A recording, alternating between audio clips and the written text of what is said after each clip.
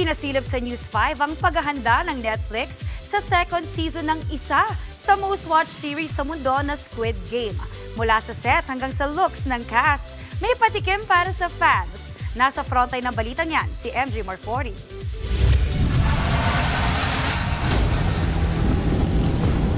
From this to this. Ano ito? Player number 120 from News 5? Sa Squid Game? Up! Sample lang yan. Dahil sa pambihirang pagkakataon, isinama ng Netflix ang News 5 sa South Korea.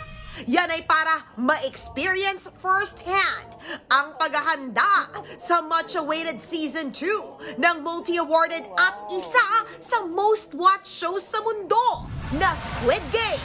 Lupit! Magkakaroon na kami ng pagkakataon na suotin ito. Tingnan nga natin. 120, let's go.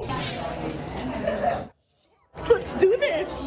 Mula sa ilang look ng set hanggang sa pa-outfit reveal nila for Season 2. Lahat yan na-experience natin kasama ang iba pang content creators mula sa iba't ibang bansa.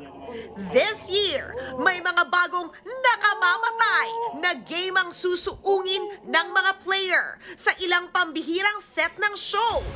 At ang cast, matindi rin na pangungunahan pa rin ni Lee Jung-jae. Kasama sa Season 2 ang ultimate bad boy kontrabida ng Korea ngayon na si Park Sung-hoon na kinainisan sa The Glory at Queen of Tears. Kabilang na rin sa cast ang ilan pang K-actors na sina Yim Si-wan na sumikat sa Unlock, Kang Han-yul ng The Pirates The Last Royal Treasure, Park Yu-young ng Sweet Home at marami pang iba. Magbabalik naman sina Wi Ha-ju, Gong Yoo at Lee Byung-hun. Wow!